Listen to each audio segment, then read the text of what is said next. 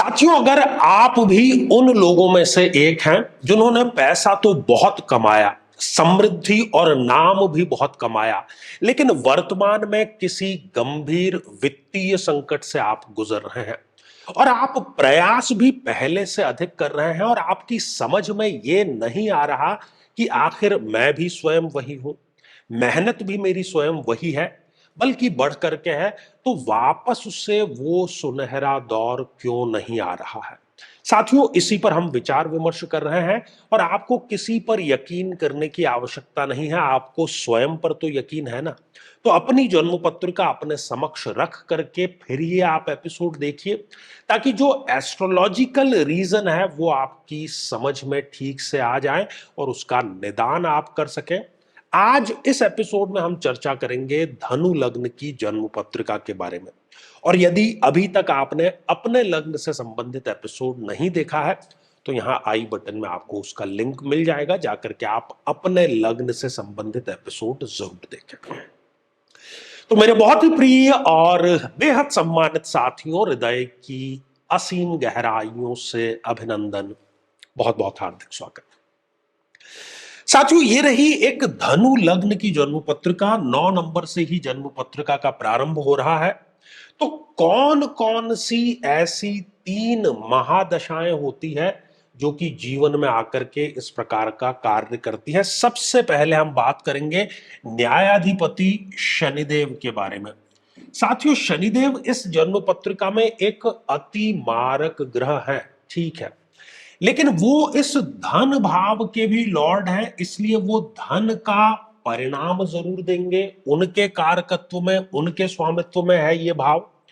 तो जब भी व्यक्ति को शनिदेव की महादशा आएगी, वो संघर्ष से ही सही, क्योंकि ये तीसरे भाव के भी लॉर्ड हैं, तो संघर्ष को एक्टिवेट करेंगे, व्यक्ति संघर्ष करेगा।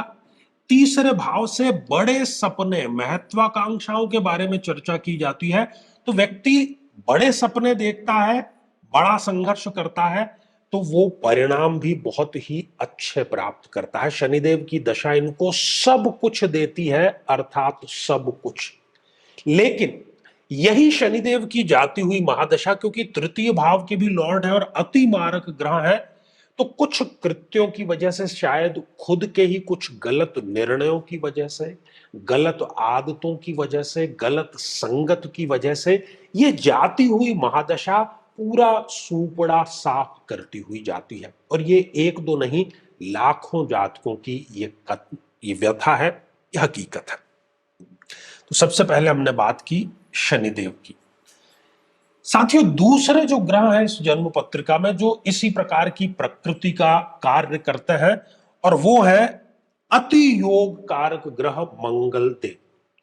साथियों, मंगल देव की भी जब भी इस व्यक्ति को दशा, महादशा की खासतौर पर हम बात करते हैं, महादशा आएगी, तो व्यक्ति रियल एस्टेट से, भूमि से बहुत अच्छा पैसा कमाएगा। अपने साहस से, बल्कि कई बार तो रिस्क लेकर के बहुत अच्छा पैसा कमाएगा। लेकिन फिर वही बात कि मंगल देव इस 12th हाउस के भी लॉर्ड बनते हैं, ये बात हम भूल जाते हैं। तो यही जाती हुई महादशा जो है, अत्यंत खर्चों के कारण, किसी बीमारी के कारण, किसी शत्रुता के कारण, सारा का सारा जो पैसा है वो अपने साथ में वापस, अपना जो वैभव है वो वापस लेकर के चली जाती है। ये 2 ग्रह। और तीसरा जो ग्रह है साथियों, वो है यहां पर शुक्रदेव। शुक्रदेव जो कि स्वयं ऐश्वर्य के, वैभव के, सुख सुविधाओं के, भौतिक संपदा के कारक हैं। वो शुक्रदेव इस जन्म पत्रिका में एकादशेष बनते हैं, मतलब इस आय के भाव के लॉर्ड हैं वो, तो अपनी महादशा में वो आय भी देंगे, लाभ के लॉर्ड हैं तो लाभ भी देंगे, और इच्छा पूर्ति, बल्कि ये कहें कि कोई भी इच्छा, कई बार तो जो आपको लगता था कि ये कभी नहीं हो पाएगा, उस इच्छा की भी पूर्ति शुक्रदेव की महादशा में इस जातक को हो जाती है। लेकिन पुनः वही बात कि शुक्रदेव यहां पर इस छठे भाव के भी लॉर्ड हैं जो कि रोग का भाव है, तो किसी रोग के बहाने, ऋण का भाव है तो किसी ऋण के बहाने, शत्रुता का भी ये भाव है, तो किसी प्रकार के गलत निवेश, गलत निर्णय की वजह से ये व्यक्ति जो है वो शुक्र की जाती हुई महादशा में लगभग लगभग बर्बादी की कगार पर जो है वो आ जाता है। तो कहने का अर्थ साथियों केवल इतना सा है कि धनु लग्न की जन्म पत्रिका में ये तीनों ही ग्रह, चाहे वो शनिदेव हो, चाहे वो मंगल देव हो, चाहे फिर वो शुक्र देव ही क्यों ना हो, ये अपनी दशा में व्यक्ति को बहुत कुछ देते हैं, लेकिन जाती हुई महादशा सब कुछ ले करके चली जाती है। जब व्यक्ति का अच्छा समय होता है, अर्थात अच्छे समय से अभी हम यहां पर पैसे कमाने की बात कर रहे हैं, तो उसको ऐसा लगता है कि पैसा तो इसी गति से सदैव निरंतर हमेशा आता ही रहेगा। वो बुरे समय के लिए तैयार नहीं रह पाता। बुरे समय के लिए तैयार कैसे? सबसे पहला व्यवहारिक और कुछ हद तक एस्ट्रोलॉजिकल उपाय यह है कि इन दशाओं में जब अच्छा समय चल रहा है तो सात्विक दान जरूर करें। दान जो है वो बैलेंस करेगा। जिस अच्छे भाव का लॉर्ड है वो तो अपना रिजल्ट दे रही है, लेकिन जो गलत भाव का रिजल्ट देगा वो दान के माध्यम से हम उसको कम कर सकते हैं। तो सात्विक और सुपात्र को दान जरूर जरूर और जरूर करें। और प्योर एस्ट्रोलॉजिकल उपाय यह है कि जिस ग्रह की महादशा चल रही है उसकी महादशा मंत्र साधना जरूर करें, क्योंकि जिस ग्रह की महादशा है अर्थात अभी उसका शासन है, और जिसका शासन है उसके पक्ष में रहना व्यक्ति के लिए सदैव जो है रिस्क हमेशा कम करता है, कल्याणकारी रहता है। साथियों, यदि आप भी चाहते हैं कि आपकी कुंडली का सूक्ष्म और वैज्ञानिक विश्लेषण हो, तो आगामी समय में मैं स्वयं इन शहरों में उपस्थित रहूंगा।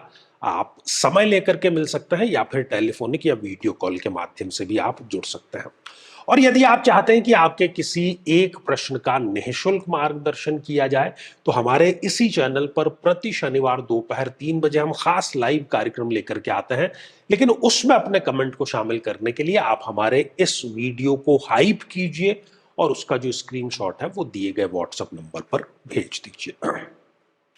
तो इसी मंगल कामना के साथ में कि आप सभी स्वस्थ, समृद्ध और शांतिपूर्वक जीवन व्यतीत करें।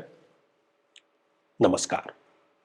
साथियों, कई वर्षों के जन्म पत्र का अध्ययन और लाखों कुंडलियों के अध्ययन के बाद हम ये कह सकते हैं कि यदि किसी की जन्म पत्रिका में शनि पीड़ित है तो उसको इस ग्रह की महादशा में इन 9 लक्षणों का, इन 9 कष्टों का, पीड़ाओं का अवश्य सामना करना पड़ता है।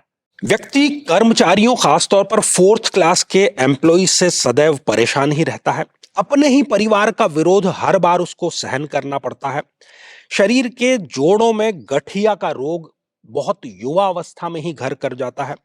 पूरी की पूरी ये दशा इनके लिए मृत्यु तुल्य कष्ट लेकर के आती है और हर एक कार्य में इनके देरी अवश्य होती है। झूठे इल्जामों का इनको सामना करना पड़ता है। बदनामी के कारण इनका कई बार घर से निकलना दूभर हो जाता है और किसी केस में तो जेल योग तक का इनके समीकरण जरूर बनता है। व्यक्ति कई बार आलस्य के चलते आवश्यक कार्य को भी टालता चला जाता है। लेकिन साथियों, यदि आप भी इन सभी कष्टों से स्थायी और सटीक मुक्ति प्राप्त करना चाहते हैं तो उसका तरीका है इस ग्रह की महादशा मंत्र साधना दीक्षा, जो विशेष रूप से आपके नाम, आपकी जन्मतिथि के अकॉर्डिंग की जाएगी। और गुरु दीक्षा के माध्यम से अभिमंत्रित माला भी आपको प्रदान की जाएगी, ताकि न केवल ये सारे कष्ट दूर हों, बल्कि ये पूरी की पूरी महादशा आपके लिए शांतिदायक और सुख समृद्धिदायक साबित हो।